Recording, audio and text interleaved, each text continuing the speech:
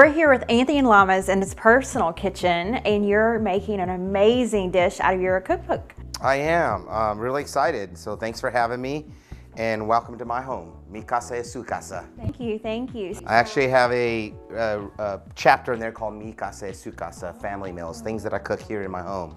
But this is from our Sweet Endings chapter, and it is just kind of a take on bread pudding. Really, the book is about my Latin flavors, but also using the beautiful things that Kentucky has to offer, so all these ingredients that I was exposed to when I moved here. So here's, we have a farmer that brings us some amazing Kentucky apples. We have some of this Kentucky brown water, known as Bourbon, one of the great things of Kentucky.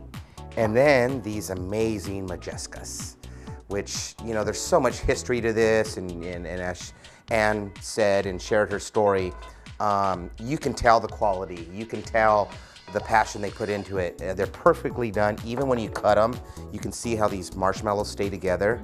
See, I cut them up into little sixes. I cut them up into little pieces for the bread pudding, but just look how beautiful that. Even when you cut them, you can tell that these are hand dipped. Yes. You know, and to me, that's a labor of love, and I'm really about that. It's quality first. You know, do something right and great instead of doing too many things. And that's what I love what they do. They focus on something they do great. And speaking of love, you have to have a lot of love and passion to be a chef, because it's long hours and it's hard work to get up that flagpole and have your own restaurant, which you have with Siveche. Tell us how you got started. Well, so, you know, as a young kid, I grew up around it. My grandfather and uncle had a restaurant, but never knew anything about culinary arts. I grew up in Central California. I was born in the LA area. I grew up in Central California. So really, I thought about farming and agricultural science as a career, maybe because I grew up around farms and this major agricultural area.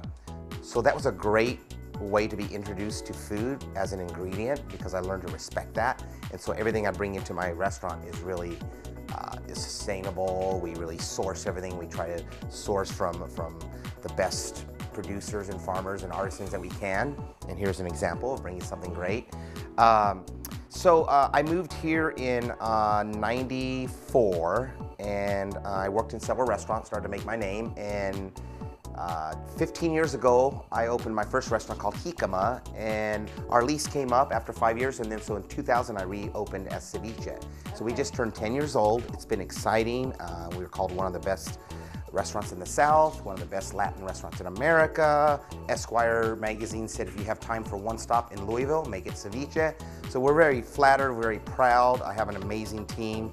And really, you know, my food's kind of changed because my time in Kentucky has introduced me to all these amazing things. So that's why my cookbook is called Southern Heat. There's a little Latin spice to some Southern ingredients. And here we're just gonna do a little twist on my bread pudding. And this recipe is from your cookbook that you're making today. So tell us, how do you mix it all together? So right now I have just a French petard, or you can use brioche, whatever bread really. And I've soaked some of it. I went ahead and got it started. So I have a custard here that I've made. You have your eggs and your cream, and then I've added in my sugar and everything in here. And then I have the Modjeskas here that I cut up. I have some golden raisins, some pecans, some of that great Kentucky bourbon. And then what I have going here is I already started some apples. Okay. So I have some apples going here, butter. I've added some nutmeg, some brown sugar. You can add cinnamon, you can add clove, and salt. I always add a little salt because I think it balances it. I love that salty, sweet, and when you think of the caramel, you know, salted caramel, and kind of, so we really mix these flavors. This is gonna be amazing. We're gonna put them into these little cast iron pans, which is really fun. Then you can serve these individually. So here I have my apples that I've sauteed with butter, as I said. Then what I'm gonna do is I'm gonna add my bourbon in here. Okay, I'm gonna add my bourbon in there. And you gotta be careful, because once you add your bourbon, it can flame up a little bit. And so we'll just cook off some of that. I like to keep some of that bourbon flavor, so I don't wanna cook it too much. And then, because we're gonna cook, so then I just turn it off. So what I have here is my custard, right? Okay. So I'm gonna add the rest of it in here. I added some just to soak. You know, if you have time, go ahead and soak this for an hour or so. That will be nice, because This way it gets real moist, but you see how it's really creamy and moist when this all cooks together. So this cookbook, it's really for the home cook. And that's what we wanted to show. Some of these recipes can be done in your home, in your Kentucky home, right? Yeah. Very approachable. And it's really capturing my flavors, but making it very approachable for the home cook. So I'm just gonna go ahead and throw my pecans right in there, okay? I'm gonna throw my golden raisins right in there. I love the bite of that. And then you just mix this all up. Then I'm gonna add all this bourbon and apple and brown sugar right in here, and we'll get that mixing as well, okay? So now we have everything all in there. This is beautiful. So do your kids cook with you? They do, you know, little things. They like to make their own little snacks. They love things like cucumbers just sliced with a little lemon and red wine vinegar and a pinch of salt. So they'll sit there and peel their own thing. They know how to do certain things. But they do, they really like to be at the table eating, you know, so, but they do. They get involved and they love food. I mean, my kids, you know, the neighbors come over because they want to go to Mr. Anthony's house and eat over here.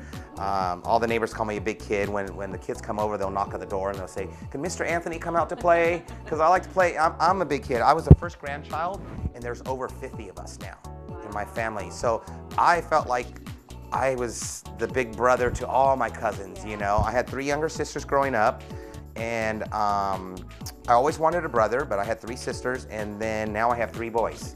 And now I want a daughter, but maybe someone said, you know what, you had 3 sisters growing up, we'll give you all boys. Yeah. So, but yeah, so I get them involved, and they just really are very adventurous eaters. So what we'll do next is, now we'll just build these guys.